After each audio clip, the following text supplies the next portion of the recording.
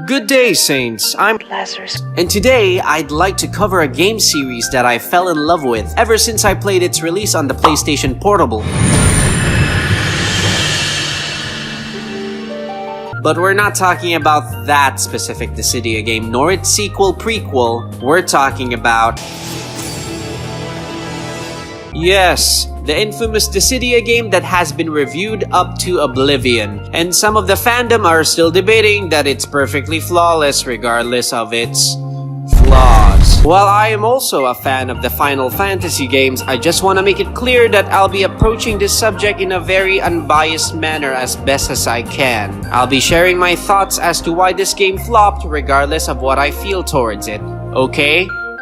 Okay.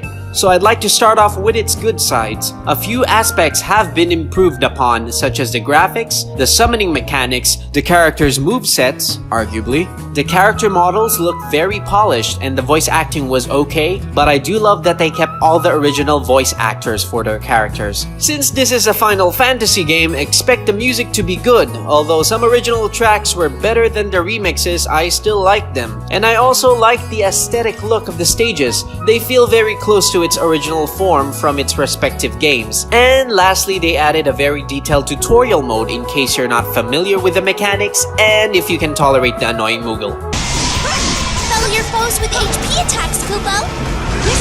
Follow your foes with HP attacks, Kupo! Follow your foes with HP attacks, Kupo! That's probably the only positive aspects that I can point out with the current build of the game. So if you clicked on this video based off on the title alone, you would know that I'm here to break it down as to why I think Dissidia NT has failed to meet its expectations from fans, its critics, and from the gamers in general. Starting off with...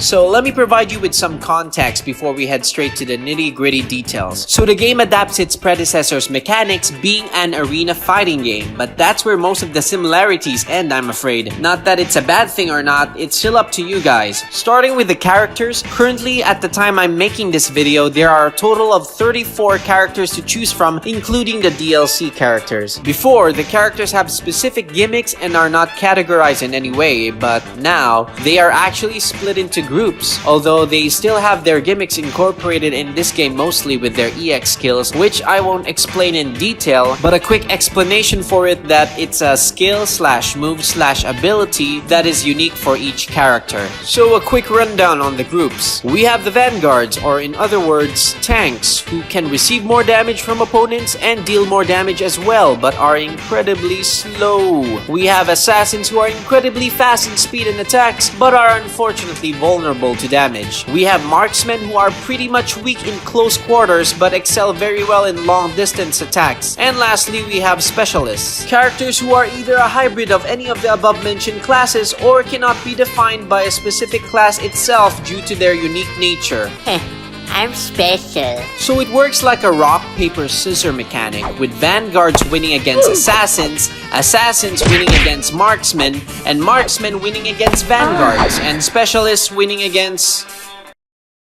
wherever. So bravery and HP attacks are still in the game. In case any of the viewers are oblivious to the mechanics of the game, bravery is basically your attack power on how hard you can deal damage to your opponent. So bravery attacks increase your bravery and reduces your opponent's bravery at the same time. And by the way, just a side note, if you reduce your opponent's bravery past 0, you'll inflict break on him, which grants you significantly more bravery. And while HP attacks are the ones that actually deal damage to your opponent proportional to how much bravery you have at the time you inflict an HP attack. If the opponent is on break status, by the way, their HP attacks deal 0 damage. So yeah, that's still in the game, but they have however removed the bravery to HP attacks for balancing reasons, I guess. As I mentioned previously, the summoning mechanics have been improved. Unlike the first two games, if used, it just shows you a visual art representation of the summon, and it affects the values of the mechanics of the game, such as bravery values and other things. The summons in this game are now physically on screen and grants you and your teammates actual assistance in battle, and gives you certain pre and post summoning buffs depending on who your team has as a summon. It may actually affect the entire outcome of the match if used correctly. They've also added summon cores in the game, which on a specific amount of time they appear, and you would need to smash it down to fill up your summon meter in order to actually do a summon. Instead of a combat being a 1v1 match like Dissidia has established from its first two games, this adaptation kicks it up a notch by making 3v3 a standard, so incorporating 6 characters on the screen at once instead of only 2 per match. The game focuses more on teamwork, in which it relies on working together instead of just doing your own shit and ignoring everyone else. So that means if you're playing online with randoms, you better pray that your teammates would be at least capable of understanding that spamming HP attacks at the same target and not switching targets does not work at all.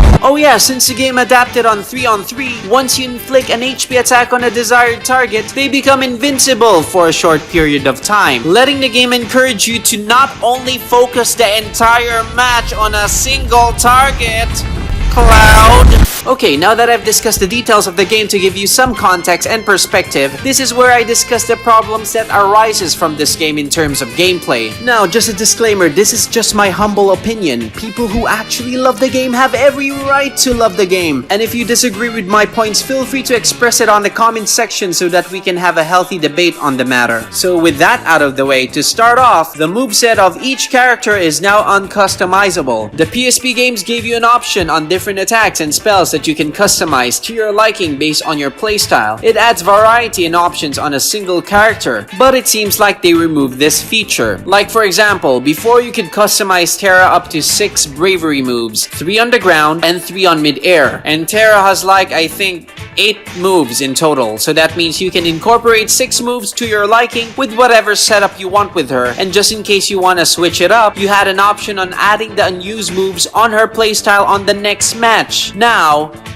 you can't do that. The movesets are now predetermined, and they're doing this for balance reasons. Okay, cool. I think I can understand that, but they've also changed the HP attacks. No, I'm not talking about the specific HP attacks and how they're changed per character. I mean how HP attacks are now limited on this game. Before, you can equip up to 6 HP attacks, same with bravery, 3 on the ground and 3 on mid-air. Now you only have to choose 1 HP attack per match. Only 1. And they also mentioned that they did this for balancing reasons as well. I feel like it's a lazy excuse to downgrade that kind of mechanic, you know. I would understand that it is a hard feat to incorporate multiple HP attacks, save for Vaughn, to balance the game, but they could have at least tried. Well, at least you have an option to choose one of the 4 HP attacks for each character before starting a match. Honestly, I feel like they're trying to be more esportsy for more moolah, if you know what I mean. Sure, the original Dissidia games were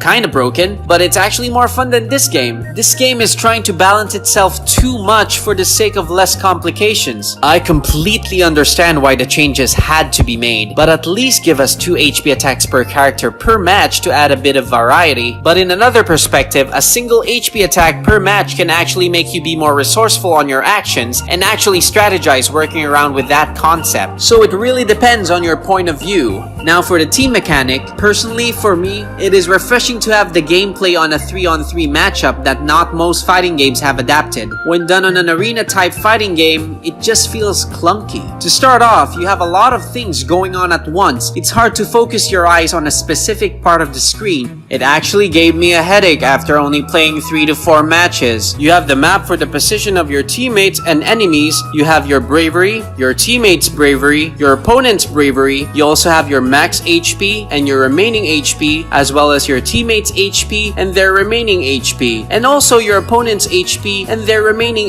HP, your summon meter, your opponent's summon meter, the remaining lives of your team, and the remaining lives of your opposing team, who's targeting who's currently attacking who you're targeting, and who's your target's targeting, and who your target's targeting. Are you currently buffed or debuffed? Are your teammates buff or debuff, or your opponents? You get the idea. And I get why they're showing us all of this, because it's absolutely necessary on a technical standpoint, but it's still very complicated. You guys have to admit to that. For one thing, you have to inflict damage on a targeted opponent. At the same time, you might also be defending against an opponent attacking you. What if the opponent is trying to sneak up behind you and the only way to prevent that is constantly looking at your map? What if both of your opponents are targeting you at the same time? How would you check your map and screen at once, and which one would you attack/defend against first? Or what if all three were coming at you at once while your other teammates are either stupid, incapacitated, or smashing the summon core with no regard towards you whatsoever? What if all of you on your team were marksmen and all your opponents were assassin types? The list goes on. And don't give me an excuse that I'm not good with the game or whatever. That's not the point here. The point is the game incorporates so much that it becomes one big clusterfuck of complexity. No wonder newbies are having a hard time getting in on the game. No, I do like complexity on my games, but if the game is too complex from the get-go, you would probably have a hard time having fun with it at first. I am, however, the minority. I did have fun with it initially, but that's beside the point. Just because I had fun with the game regardless of its issues doesn't mean everyone else enjoys it as well. Admit it or not, the game has a very steep learning curve. Another thing I'd like to point out is...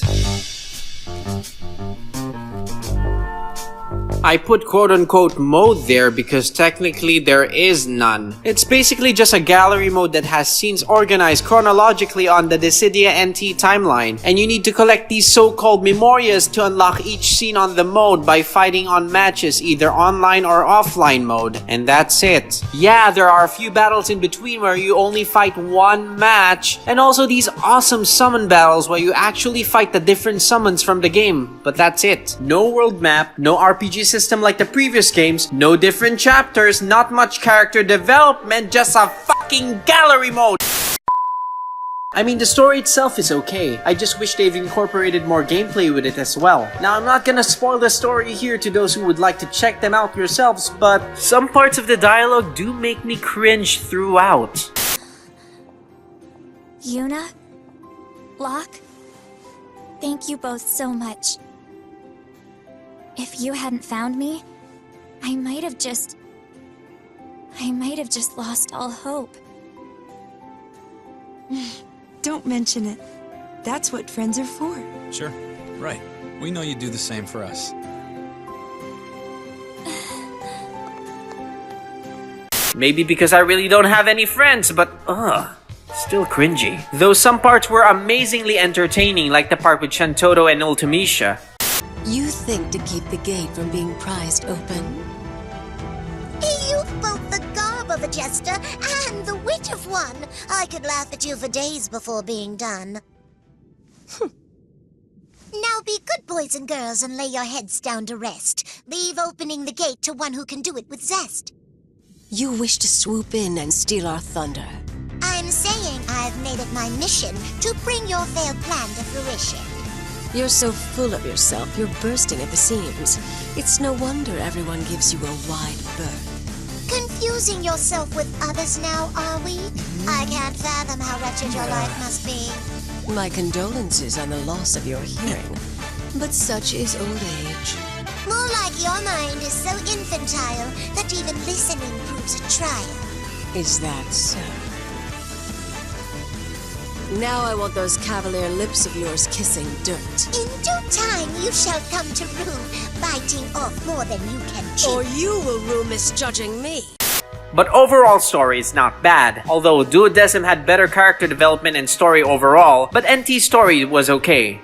Not bad, not good either, just okay. Some of it doesn't make any fucking sense, but I won't discuss it here. At least it's better than some fighting games. I'm looking at you. But due to the story mode being just a gimmicky gallery mode, it's clear that they rushed this portion of the game. Not only that, but the offline portions, cause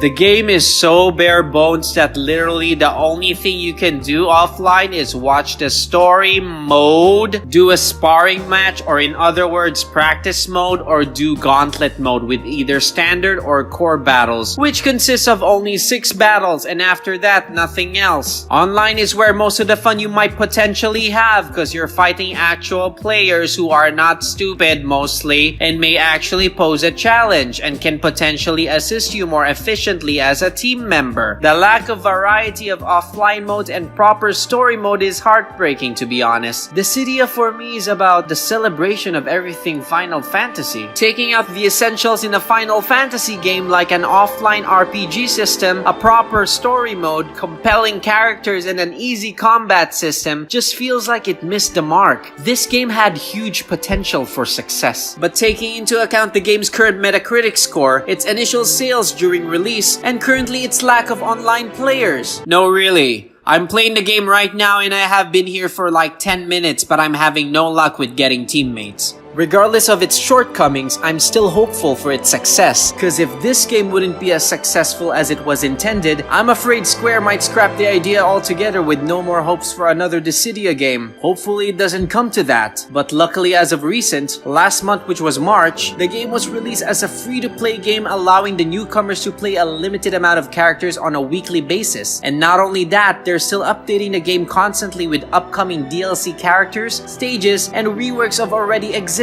characters. So yeah, I would suggest you guys give the game a try, regardless of my criticisms towards it. If you have an extra hour or two, it wouldn't hurt to try it out. Who knows, you might actually like the game regardless of its flaws.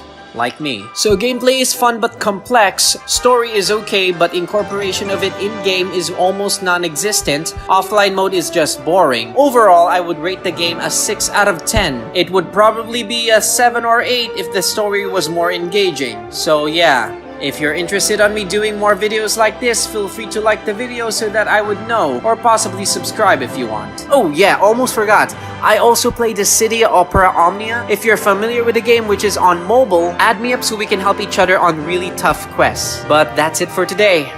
Take care.